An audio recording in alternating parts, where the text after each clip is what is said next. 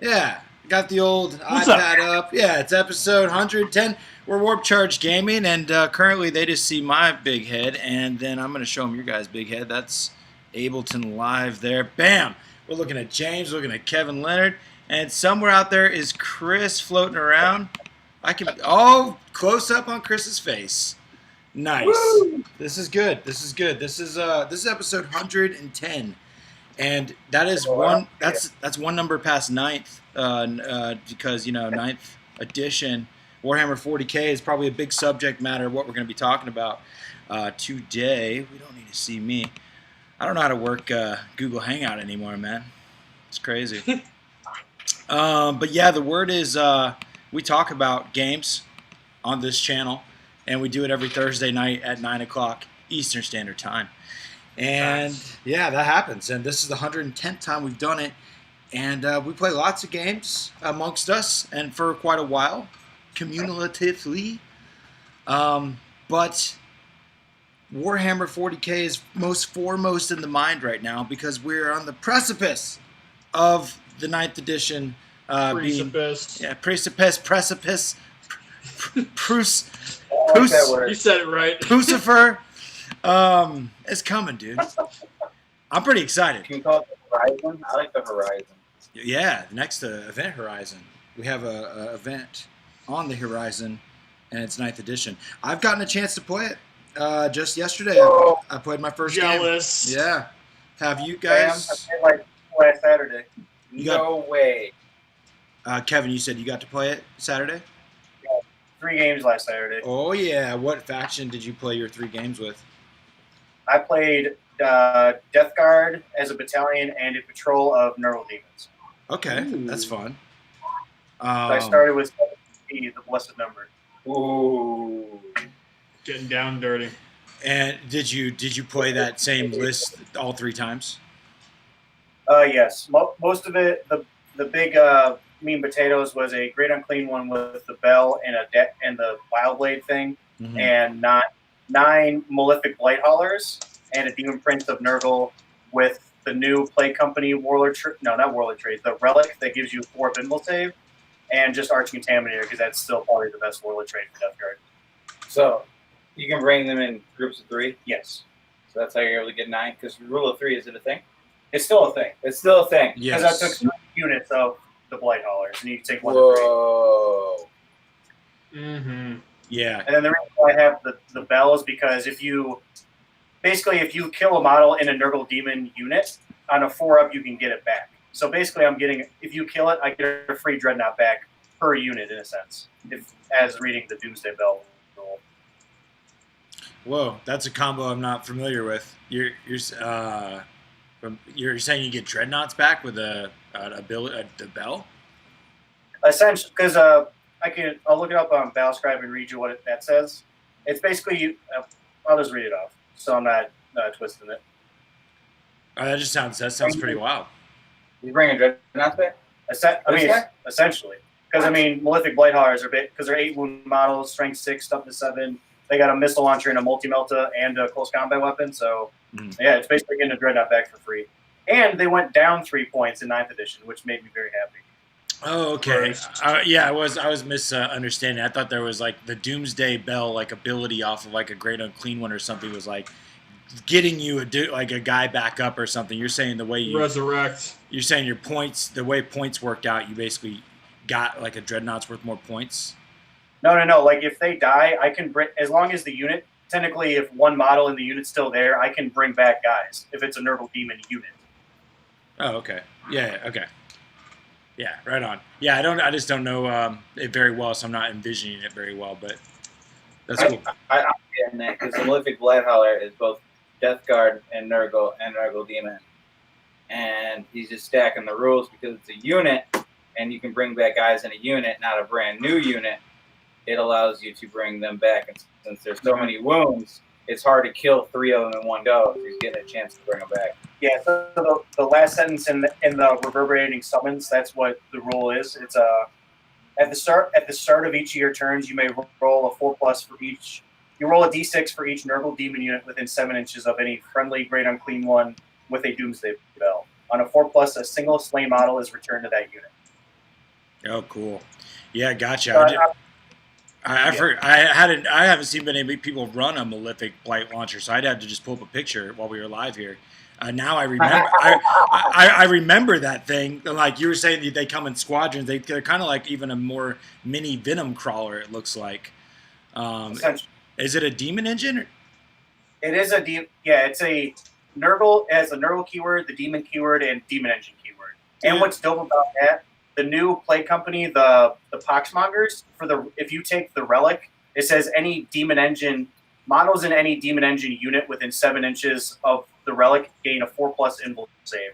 So I mean they're toughness 7, 8 wounds, 4 invul save, and I can get them back on a 4-up at the start of the turn. Gross. Is there a way to give that 4-up invul to Discos?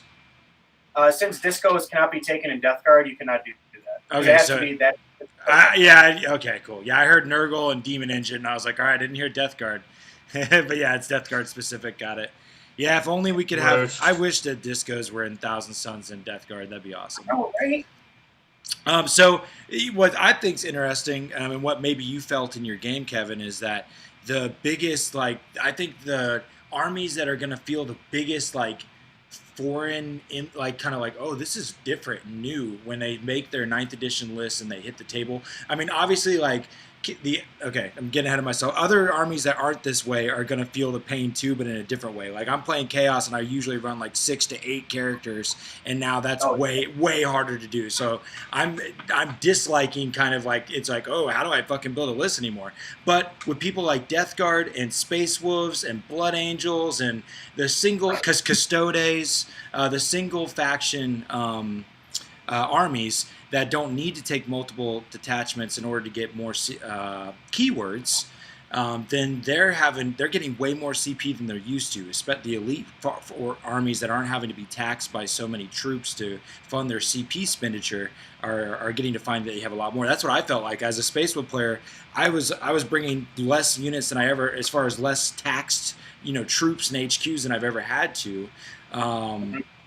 With a single battalion and having more CP than I've ever had. So I was doing rerolls like crazy. I'm like, I get another one back every turn. Plus I have a 0 CP strat that I can do when I kill a character to get another I just felt like CP were falling from the sky. So I was using strats left and right. Were you feeling something similar? Yeah, something like that. But also I feel for Chaos, so if you need to soup in like demon units, I think summoning will help a lot in this instance. So since you don't want to take another patrol or battalion and hurt yourself on CP, I think summoning for a Chaos list will be more prevalent in 9th edition. So you can, basically what I just said, so you can save yourself 2 or 3 CP even. Yeah. I definitely, the demon list I made was a mixed battalion versus I haven't been creative enough to think of spending CP to make a list. We're so used to spending our points to get CP, and now we're spending CP to get our units, basically. And I think the biggest commonality is that people are going to be wanting more HQs, and they're used to my buddy Connor. He was running fucking 8 to 12 HQs with Harlequins and Drukhari and Eldar mixed together. It was like Eldar soup with a fuck ton of characters. And that's just not a thing, it as prevalent now. I mean, six characters is about what we're gonna see. Where before it was just no expense. You're just like, I want 5 characters. There's my Supreme. I got 5 characters. That's just Exactly. So that's a big change up in general.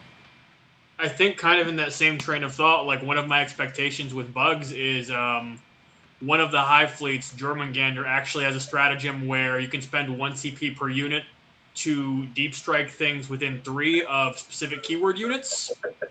And I think that's going to help kind of dodge a lot of the same thing as summoning in the context of this thing is power level 12. Well, I'm going to deep strike it for 1 command point instead of paying 2. Because I have this Hive fleet specific kind of thing. One thing that is speaking of summoning that's interesting is the fact that now, unlike in 8th edition, reinforcement points count towards your points that are off the board, where they didn't before. I think though, didn't they FAQ specifically drop pods to not count to that? I think that was a recent thing I saw. Well, I haven't seen the FAQ besides that drop pods just already say that. Drop pods ignore tactical reserves, so they are exempt from it. But reinforcement points, though, I'm talking about this what you put aside to summon. Right.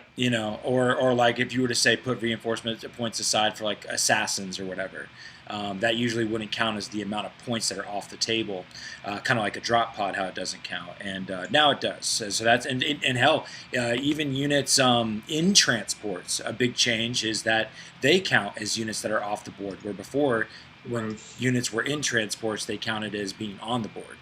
Now they count that's a wonky one. That's a really it is. Yeah, it's your points and unit total not on board for what's in transports. And, yeah, George. Yeah. When you were playing your game, sorry for interrupting, but when you were playing your game, did you have a big piece of line of sight blocking terrain in the center also?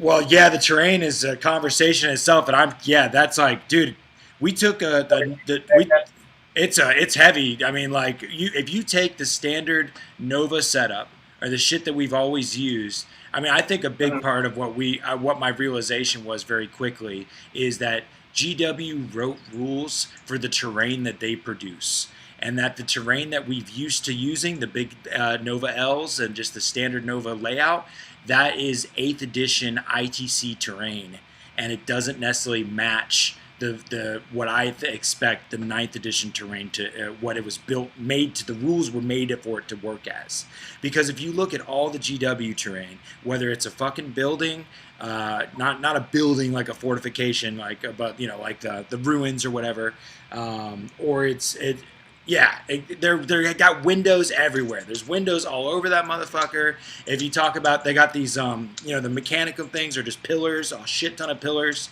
They don't have any true, you're never actually hidden inside those things. And so they made rules that compensate for there not being any line of sight blocking on their terrain pieces. But if you use the big L's and shit, they're straight up just walls. And so they really, because of how dense the amount of terrain they want on the table, you can take the same terrain we've always used, the amount of it, and put it correctly into that size of the table. But if it's all a bunch of walls, it really, really fucks up shooting armies. I feel invincible. My Space Wolves just ran right the fuck over some shooting armies. And the board is shorter. Yeah. I was like, you can't see me. The only thing that was kind of like a feel-badsy moment where I've been watching a lot of the 9th edition battle reports where they have the GW terrain where it's the newer one where it's 5 inches tall, that gray-brown plastic or whatever it is. Mm-hmm. So where there's a bunch of windows, but technically it blocks line of sight. But people were saying as long as you let's say if you touch the terrain, you basically unlock it if there's windows, so you can see right through it. So that was more of a feel-badsy thing, because what's the point then? It's if you look, if I'm touching the wall, it doesn't mean I can see through the whole house. I see. You're making a great point there, because I think if you're in cover, you can shoot through it. Yeah, exactly. Not a TO, but in the rules before you do a tournament, it should say if you touch it, you don't unlock it. It should be if you have to literally go inside it to do the normal terrain thing. Well, it basically comes to true line of sight. Is true line of sight a thing or not, kind of deal, right? And they're trying to make the terrain more abstract so that multiple pieces can activate and work. But what I found super weird, for instance of this type of thing is you got your L, and you have to dictate. There's 4 different categories of your terrain, whether it's area terrain, an obstacle, a building, or whatever. And you fucking but these L's are usually on an area terrain platform, and so you got the L, and then you got the little lip that you can stand on. Well, you measure the height of the terrain from the tippity most point of the terrain. So the highest point of the terrain is the official height of the entire piece of terrain.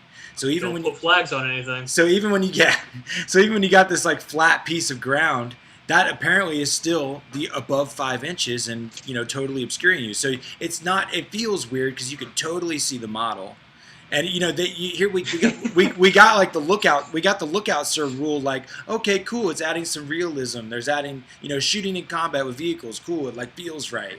Well, it fucking feels unnatural and gamey as fuck when you're standing behind something that just literally they can see you all day and everything inside you says you can absolutely see me, but no, you can't. And we're talking about units like that are very traditional, like I need to kill that thing. That thing. Oh, it's because it's still going on the true line of sight. Where, like, I still think like people should just make the terrain like how 8th edition was, where you just block the first floor, so then it actually becomes true line of sight.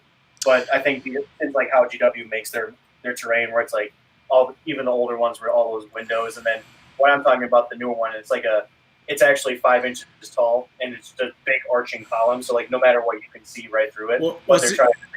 Here's the thing is that I think that they have to make it so that you can see through the bottom floor now because of the way the obscuring rule works. Because now, if you're not, like you said, if you're not in the terrain, then they can't be seen. But if you get in the terrain, you can shoot out, they can shoot in.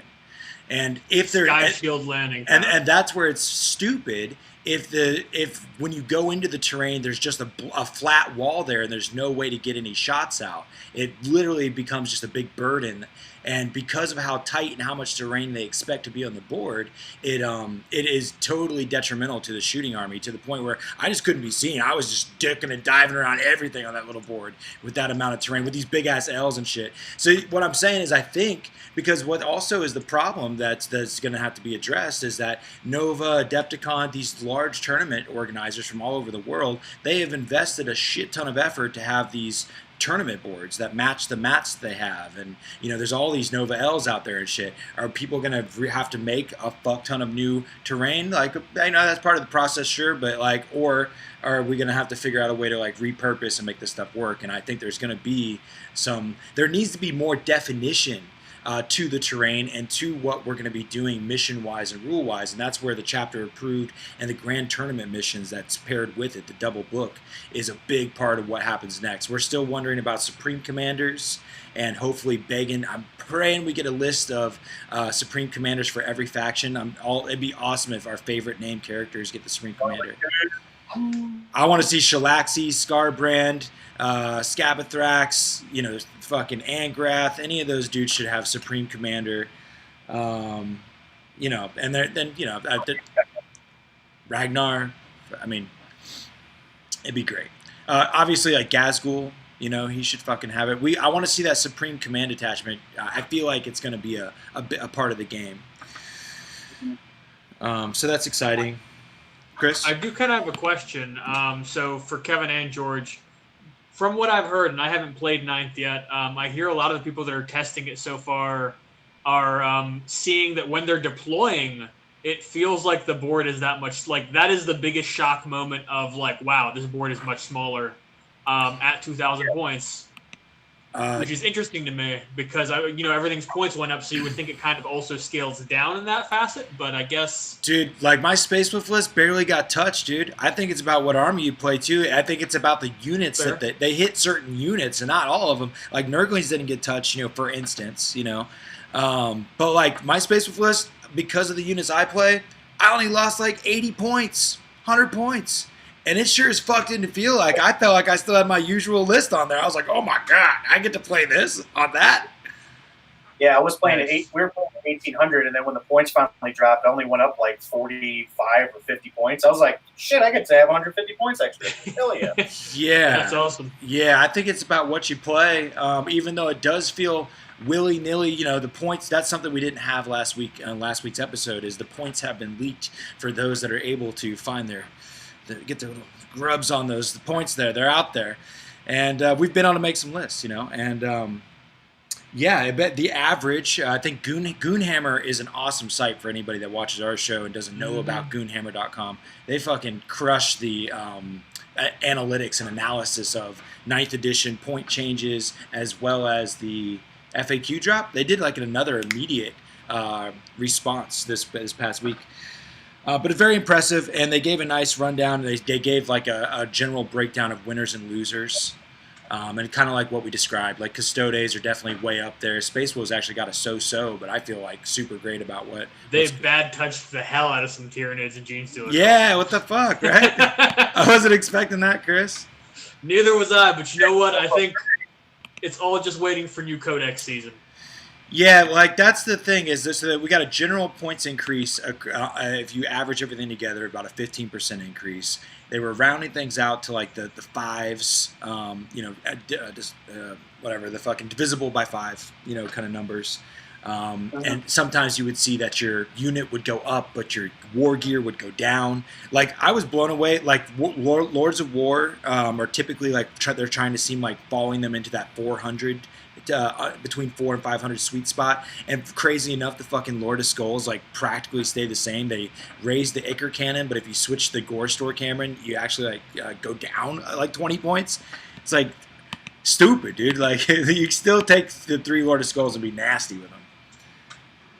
I've had huge success with the triple Lord of Skulls, Demons, Iron Warriors, triple Lord of Skull, triple Disco, Demon Smith. You can't actually.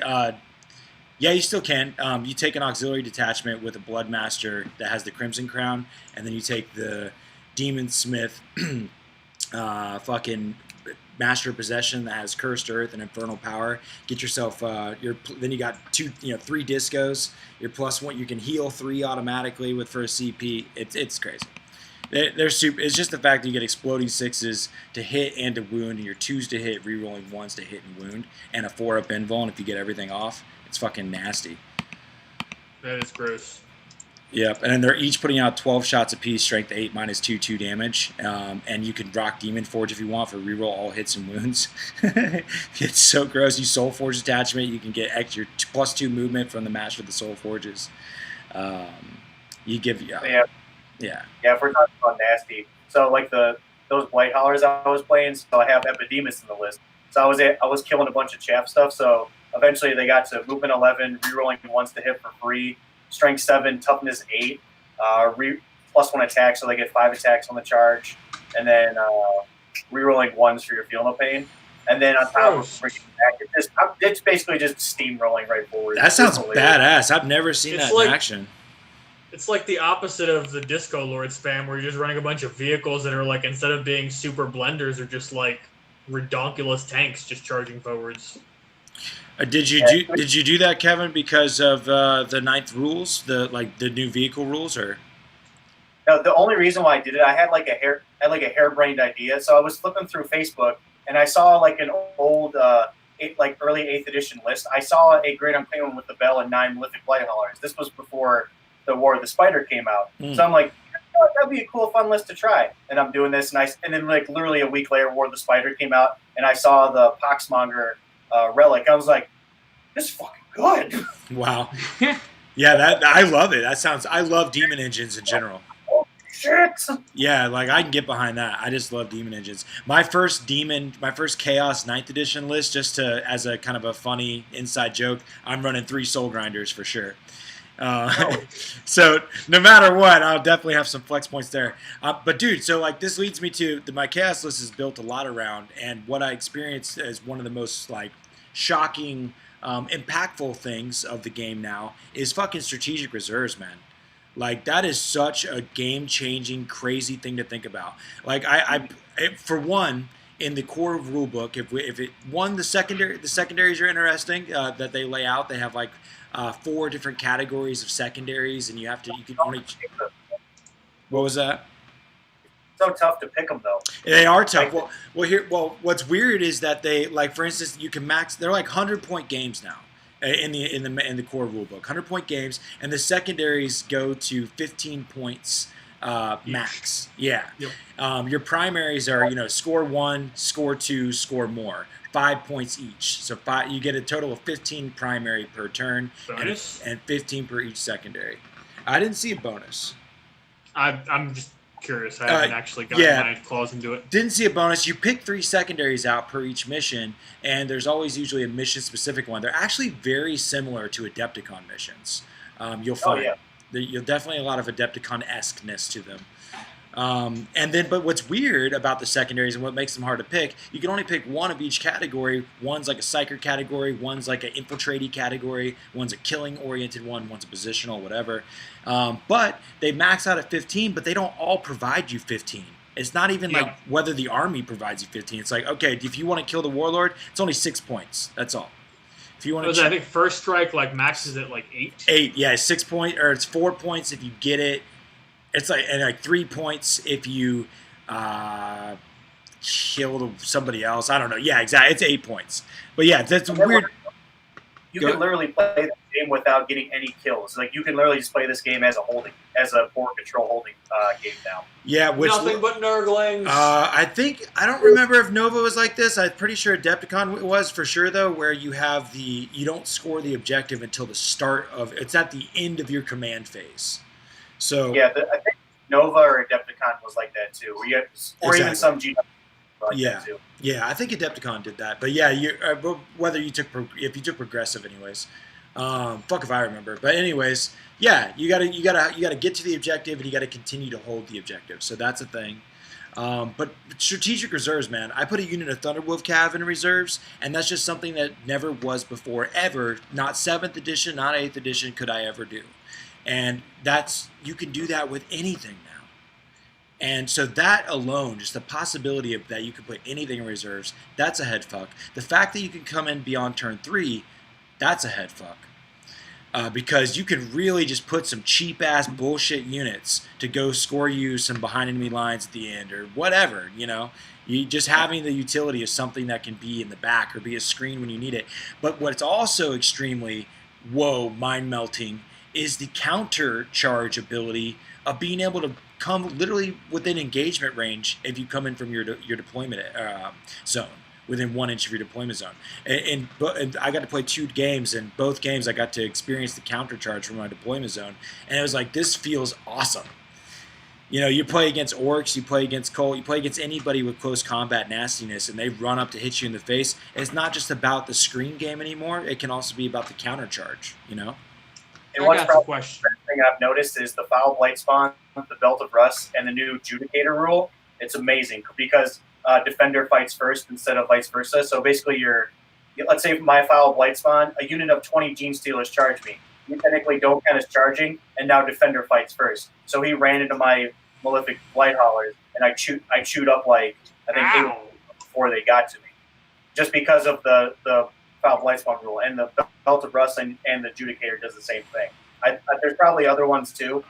I think the Vexator Mask, I believe, does the same thing. So yeah, people are going to be spamming at least obviously not the Belt of Rust or the Vexator Mask, but like Foul Blight Spawns and the new Judicator from the Indominus box set. We're going to see that a lot because that can just take the teeth out of anything. So you're saying that even when they're charged, they don't count as being charged and they fight first? Yeah. So in the new one, if nothing charged, Defender fights first. Right. So Defender picks first. So if only one unit charged, that didn't count as charging. Defender goes first and then attack. Okay. If that makes sense. Yeah, like if you charge the unit, you can still have priority if that's the first unit you choose, right? Yeah. Okay. Just checking. It's first, and then it goes in that order. Yeah. But since that rule takes away you didn't charge, that helps Defender a lot. Are you talking about the coming in from the deployment zone part? Because you do count as charging. No. I'm saying like the Foul Blight Spawn rule. I'll read it off real quick. It makes you not count as charging. And because the defender gets to pick a target first, basically it allows you to interrupt against a charging unit because they've been downgraded in a stat by a mechanic like the Vexator Mask or the Belt of Rust, is my understanding. Yeah, it says enemy units that charge this turn that are within 7 inches of this model at the start of the fight phase are struck by the stench. Such a unit does not get to fight first in the fight phase, but can be chosen to fight like other units that did not charge. Oh wow! I've never heard that rule ever. That's amazing. Yeah, I think Belt of Rust should do the same thing. You're talking about for Space Wolves, like they have the Armor of Rust. Sorry, what? My bad. Whatever the one that lets you fight whatever. Yeah, but you think they're going to change it to that, or that it's because it's not that way now. If they've charged you, they still count as being a charging model and they take priority. But that one, yeah, that one's literally like fuck you. You didn't charge for now. You just go get wrecked. Yeah. Then the indicator does the same thing. It says pick a unit within 6 inches. This is going off of memory, but yeah, pick a unit within 6 inches. They don't count as charging, essentially. What the foul blight spawn, what I just read. Yeah, no, that's cool. I haven't ever heard that rule, and that's powerful as hell. You know what? Giant, that kind of stuff. It makes me. Sorry. That one that wants to charge up the board and try to just clear everything. Be like, nope. Yeah, no, I love that. It makes me think of the also another change in 9th is that just like the tactical reroll is now. It's very crazy that you can't, like, I'm so used to, like, oh, I failed my fucking, my prayers on your, your litany or your dark disciples or whatever, or your dark spot. Yeah, you can't re-roll that, and that's so weird. Or disgustingly resilience, you can't re-roll that, But the, fuck, I forgot what I was going to talk about. That was, the overriding. Overriding isn't now just after the first unit fights. You can do it after any unit fight. So you can let a couple units fight and then override later. It's not that. I don't think it's going to come in too crazy handy, but at least I know there's been a few rare instances where you can kind of force somebody's hand or whatever, Mm-hmm. I do have another question in regards to reserves. I think it's probably a simple answer. But for stuff that's like vehicle squadrons or stuff like Carnifex broods or anything like that, where it's like, hey, this is 3 models that can act independently, you can just spend the strategic reserve points and deploy them all from reserve, right? Yeah, it's just every 10. Every 10 power rating is 1 command point. But they all count as, like, you wouldn't count it as, like, for example, like 3 separate Carnifexes if it's 1 unit, right? Like, even though they can deploy separately? Like count them for 1 unit. Like they would. You don't count units. You count total power rating added up. So like those if they are a squadron or whatever, and if they deploy individually and they don't have to be within coherency of each other in any way, then yeah, you could individually bring them out. I would say in the interesting in the reserve portion of things. Like a Def Dread, I think it's not individual units until it actually hits the table. So it would, yeah. You still pay like 2-3 CP to put like a unit 3 Legion Russes in reserve, but as soon as they come off the edge, it's 3 separate Legion Russes. Right. I got you. Yeah, so it's kind of unit dependent on that one.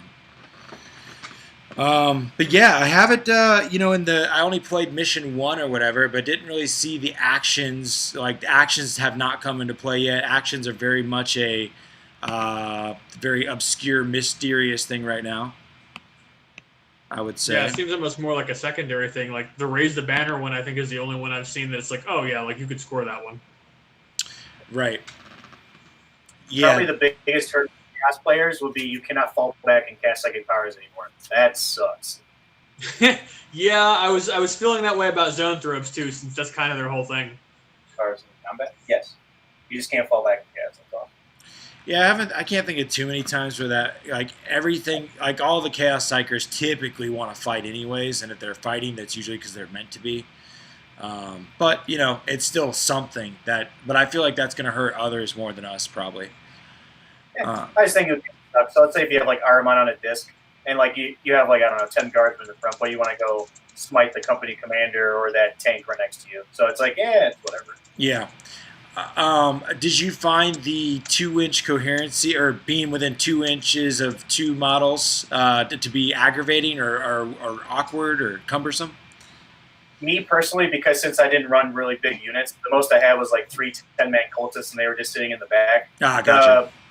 The Tyranid player Gary Frank I was playing, it was definitely difficult when I can see trying to get it all when they're in combat, the 2 inches thing within 2 other models. It's more of a hassle, but I think as soon as we play more games, it'll come naturally. I guess. Yeah, it's weird at first for sure. And like I was like, dude, fuck it, because I was taking 6-man Thunderwolf calves, and I'm like, I'm gonna bring these down to 5, just so you don't have to think about it.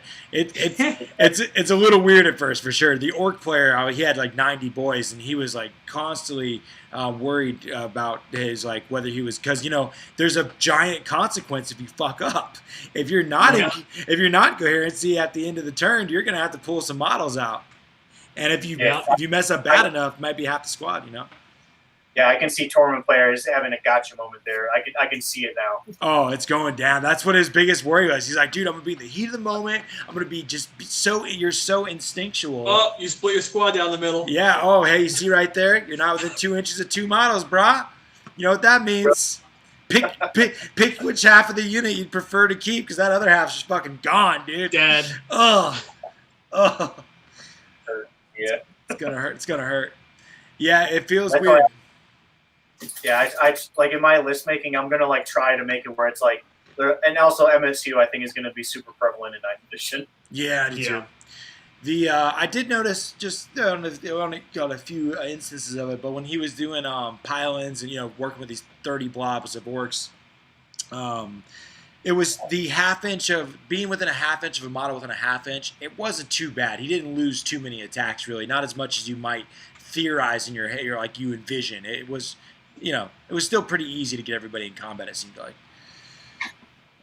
But I think I had a very small petri dish of what that was like. So there's a lot. Again, strategic reserves. I think you can, for people that aren't used to that, because again, a Lord of Skulls could come in from reserve. Like I don't know how to think about that yet. I don't think anyone does. It's like the old Creed memes where you see a Beyblade hiding behind a bush.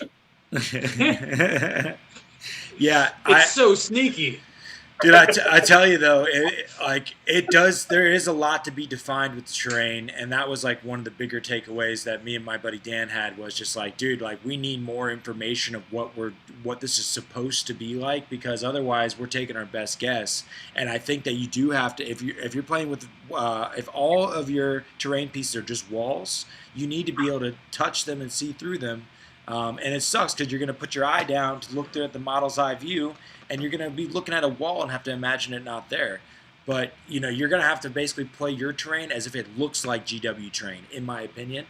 And then I think I really am expecting and wanting them to tell us how many terrain pieces. They've given you a general idea. They say every 12 by 12 inch.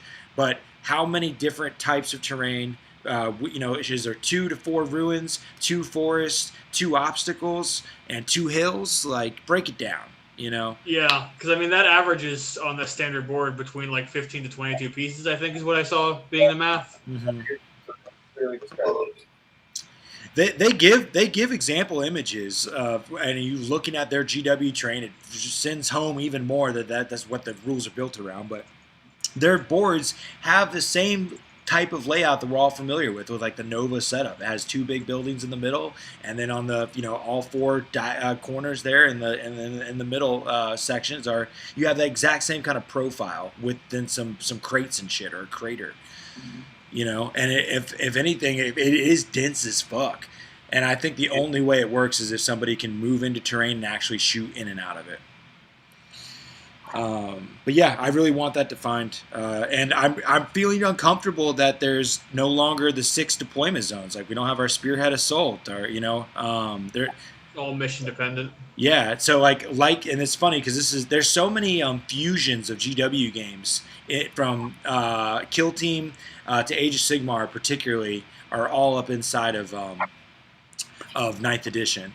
And when you play Sigmar, because Sigmar's tournaments, both at Adepticon, Nova, LVO, they have always been GW rulebook missions. They don't play their own ITC missions. So like we're the odd men out to the AOS crowd.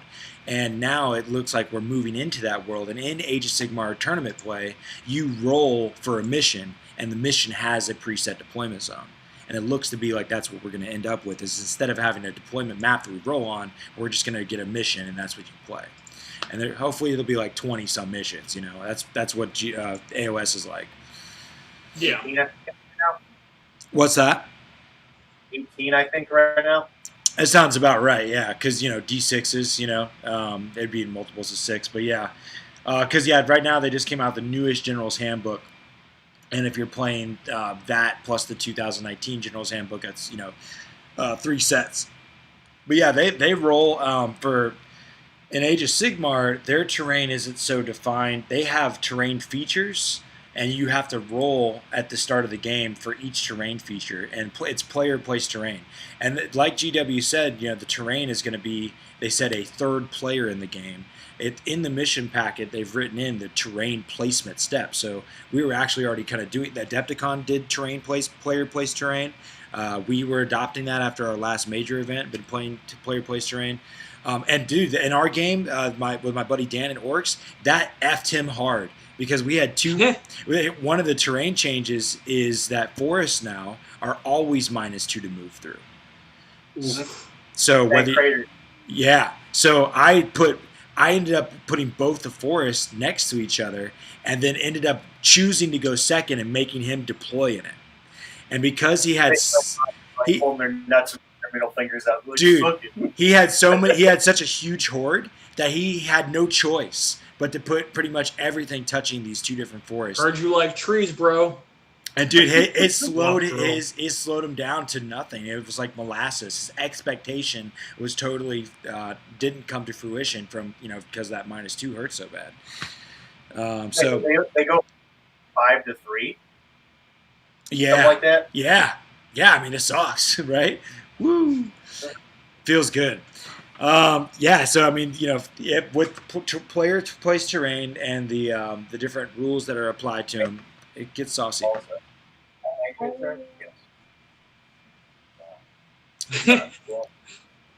Yeah. That's my main thoughts though, was the strategic reserves, the terrain, the board size. Those were, and the amount of command points. Yeah. So now that you can smite like crazy, do you see Malefic Lords coming back? What do you mean though? How can you smite like crazy? So currently, my understanding is the way the rules are written is that the same Psyker can chain cast smite. It still gets the +1, but as written, it doesn't look like you're stopped from, like, 1 unit of zone drift can keep smiting as many powers as it has. You know what I mean? Like if it casts 3, you can smite 3 times with that unit. I'm surprised by that, and I just don't. I'm not even gonna get in the mindset that is real. That can't be real. Come on. I've seen that posted quite a fair bit.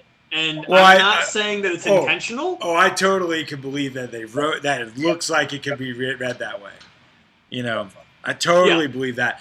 I haven't even let my mind come to terms with that being a reality at all, and I think I'm gonna stay with that. Because dude, that just feels weird. I mean, okay. I mean, for most units, that only means you're gonna smite what, twice? Like literally, it's just true line of sight. That's powerful. Thousand Suns just win, dude. I don't see that working. I mean, Grey Knights also be pretty gross. Yeah, I don't think that makes much sense. What are you guys talking about? Are you discussing terrain, James? Yeah, driving the terrain. I'm like, I like it. Fuck it. Yeah, I haven't got to hear much from you, James. I missed you last week. Tell me about your impressions of what you're hearing about 9th edition. So on my board right now, I have taped it off to be the size of 9th edition. Mm-hmm. Cutting my mat, I taped it off. Mm-hmm. Like a true smart. Yep. And then I have my piece of the terrain out because I had a practice game with Matt Simon, and we did not have the new updated points we played that practice game. Mm-hmm. And the way he's describing the terrain to me is a little bit different than how we played it, and I like it better this way. Well, yeah. Combat likes it. I'm also playing with all GW terrain besides 2 hills that were made. Oh, engagement range, also 1 inch and 5 inch vertical. Right. For dude, combat. I loved it because I shit on like stuff and I was able to just charge it. People were hiding on the top floor. Those blight howlers got into the train. Like, nope, gotcha, bitch. Oh, and also Swarm and Beast can now breach and scale. So Fleshhounds can climb fucking walls now. Hell yeah, like they should. Fleshhounds can go through walls like infantry. So I mean that now with their what they can advance and charge with a +2 if something died earlier in the round, they have a little bit more desirability that they can climb and breach. Let's give an advance charge. Work. That's the new Engine War stratagem. Oh, gotcha. Yep. They haven't that they, blood crushers, but Kill something. Yeah, I thought there was a caveat. Yeah, there was a caveat to that where you had to kill something. killing something is how you get +2 to the charge.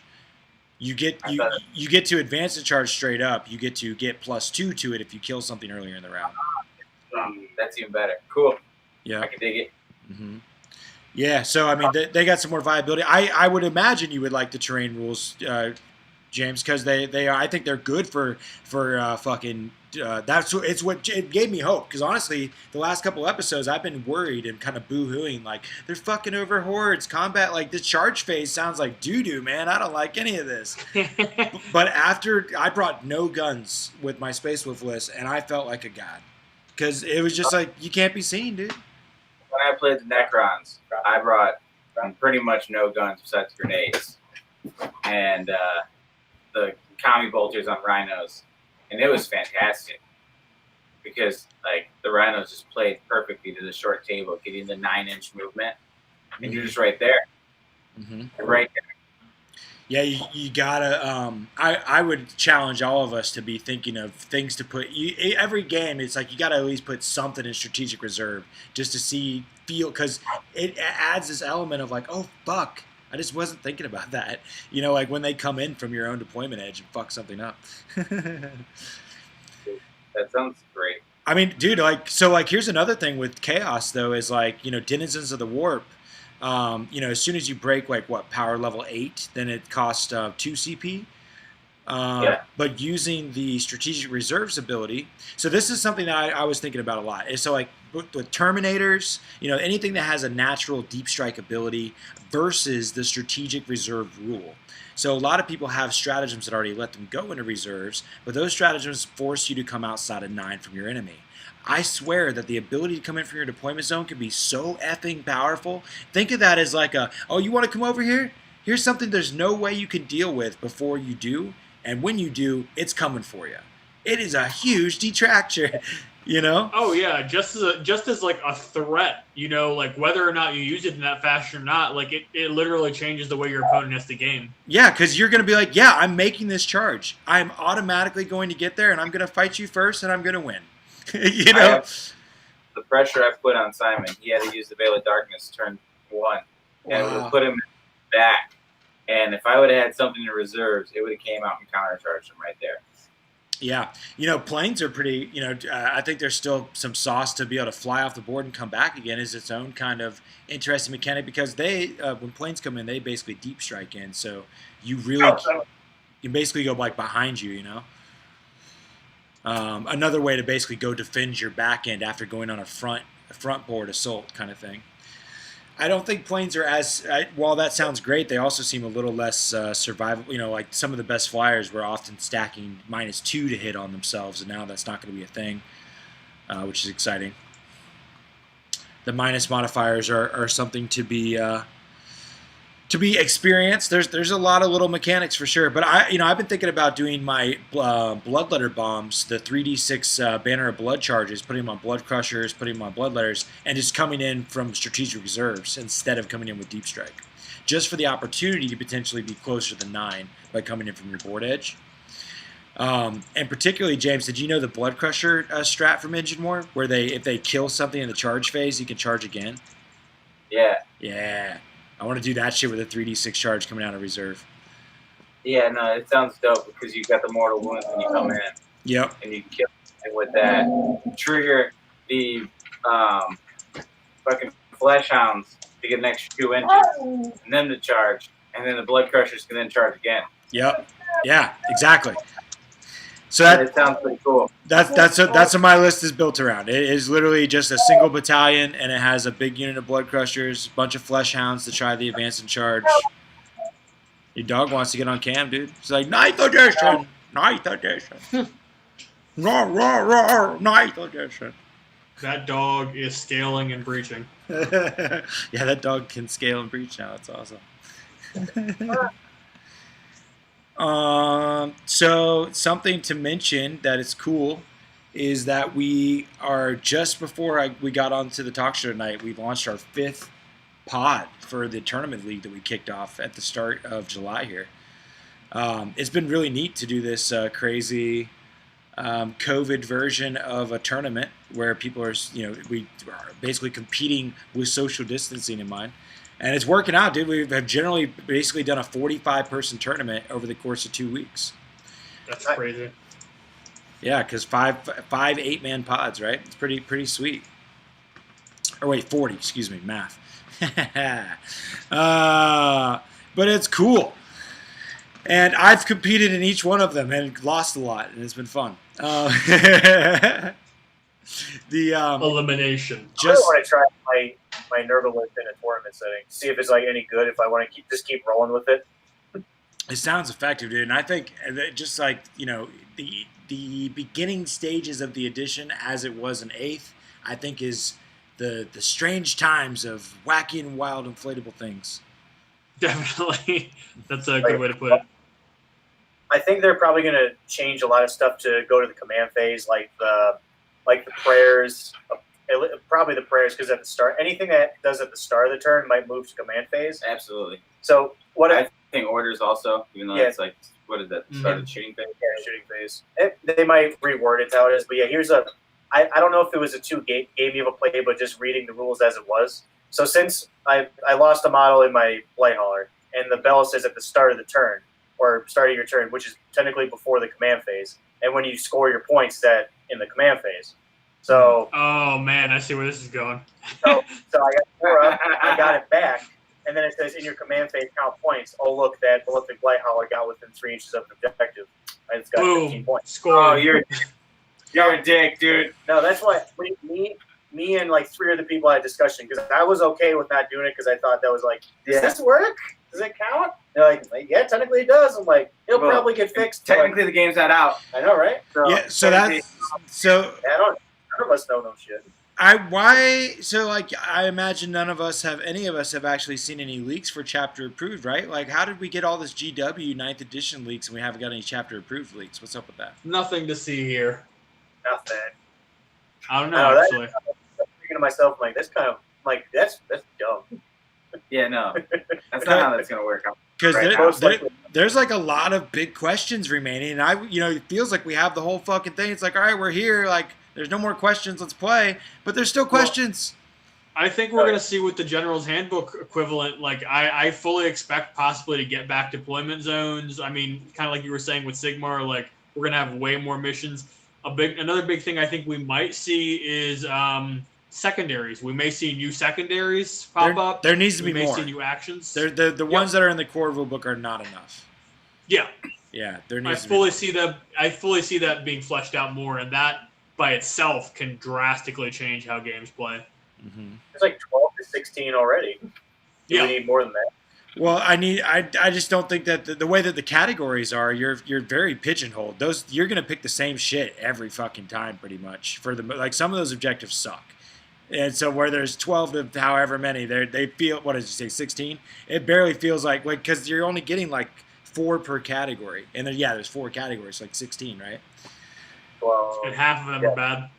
Yeah, it doesn't feel like also the thing that needs to be fleshed out is the attacker-defender role. In the core, did you notice that, Kevin? When you read the attacker-defender role, it's like, okay, everything benefits the defender, and there's literally 0 benefit to be the attacker. It doesn't determine turn. In the core rulebook, you're like, okay, you roll to be attacker-defender, and then that just determines who puts their first model down. But there's no +1 to the roll off, or yeah. I think that's what they've done. Where it's like where it used to be, where you finish first, you get a +1. I think that's what it should be. So at least you can so if you try to do a bunch of MSU units, you should get punished for it by getting the. Otherwise, you have only benefit from it. Yeah. Yeah. So far, it was just like, I'll take defender. I don't see any reason not to, because you that get to in itself is a strength to hordes. Is that if you're deploying faster because you have fewer drops, that by not having it that way, you're right, it is to completely reward for MSU. Yeah, like Knights, you only have 4 models on the board or 4 units. Okay, I should have an initiative to start start doing what I want to do, or I say, well, I'll let you have the first turn or whatever. It is strange that we haven't seen that yet. That I was surprised not to see it because I mean it's a mechanic that was in 8th, and it was a mechanic that was or is in Sigmar. In Sigmar, there isn't even a roll. You literally, if you finish dropping, you go first. You choose turn. There's not even a roll. You finish fucking dropping first. And what's crazy in that one is that there's formations in Sigmar. And when you take a formation in Sigmar, everything that's in that formation counts as a singular drop. Mm-hmm. Right. So if your whole army lived in it, but so technically you could say that every detachment is a drop. So if you take multiple detachments, if you only have one detachment, plus one. If one person has 3 detachments, you got 2 plus 1. That's how it works in Sigmar. But if you don't in Sigmar though, if you don't take a formation, then everything's individual units. Yeah, it was the same thing in 8th. In the very beginning, it was the exact same way, where whoever drops first goes first. Yeah. Or yeah. Yeah, I was complaining to Austin, who Austin Wingfield and Scott Hutchings from Black Carapace Studios, awesome painting commission dude. We had them on the channel last night. It was a great game. That was one of the finals of our pods. And James, you had to move away for a second, but we just launched our 5th pod, dude. So we're have our 6th pod open now for our big tournament league. So it's been a total success. And the whole goal, is to get 8 unique winners to be our finalists to go to the finals, basically. And if there is not 8 unique winners, then the people that have one will get to take all the pot home, anyways. So pod happen. What's that? I might take the 8th pod. I might take some time off to school to you clowns. I mean, have fun. Nice. Okay. Okay. Well, yeah, it's single elimination. So if you lose your first game, you're going home, buddy. No, I'm kidding. There's a bar. Yeah, that's fair. But no, I'm just kidding because you can be in multiple pots. That's the cool thing is that I've lost many a times, but I've just competed in all the pots, so it's fine. That's the 2 trips. Yeah. 1 to qualify, and then 1 for the finals. Yeah, the finals. Finals in December. Isn't there 3? What? Oh, no.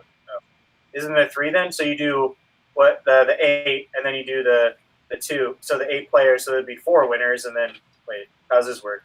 There's 3. There's 8 players, 3 rounds, single elimination. So 8. Okay. So into round 2, there's only 4 people, and then those 4 people play, and then into round. Yeah, and into round 3, there's first and second. But you got to qualify for that tournament. Or play in another tournament. Okay, Pods. I'll figure it out. It's amazing. It's been awesome. But I've won 1 match, and but yeah, I was getting, and so I'm going on to Awesome, George. yeah, tomorrow I'm gonna play on camera our first 9th edition game, and Hey, is it skins for skins? I call skins. yes, what? Yes, For yes. Hey, I'm playing our good buddy Hagen. I think he's bringing in some Nurgle demons, and I'm gonna bring Space Wolves. And I'm about to play against some Blight Crawlers right now. All of them. He's bringing them all right now. What's his name? I'll list it off right now. What's in my list? Hagen. Yeah, he's in the chat, man. You can holler at him. But yeah, I'm gonna play Hagen 9th edition tomorrow on camera, right about noon, 12:30. And that's going to be awesome for filming the game and to get to play my first league match in 9th edition. And then I'll coach you. So that's going to be cool because that's a kickoff of the pod 4, I think. And then I have another game that is where I made it to the 2nd round of a pod. And I just signed up for pod 5.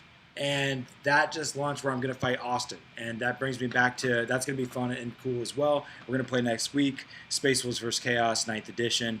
But what's super cool, or I was mentioning is that I think that I miss the ITC 2020 missions. I miss the full deploy. You know you're going first. I love putting my characters on the line and knowing what was going to happen. I liked picking my secondaries knowing that I was going to go first or second. I enjoyed it. And you could use it and you could abuse it. You know, it felt a good player could take it to his advantage, defensively or offensively.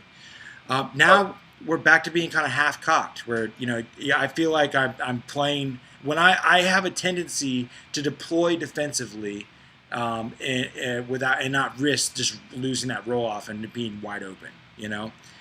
And I don't enjoy that as much as going right on that line. But Austin was giving me another perspective and being like, yeah, but we never got a chance to see it because of COVID, but it could have really got abused, the ITC 2020 format, with the way that Raven Guard play, and just like there probably need to be some tweaks that we never got to experience about how infiltrate deploy works. Because if you go first with a full deploy, and like let's say you got a bunch of Nurgling, you can just shut off someone's ability to do any sort of forward movement with forward operatives or Raven Guard abilities or whatever, you know.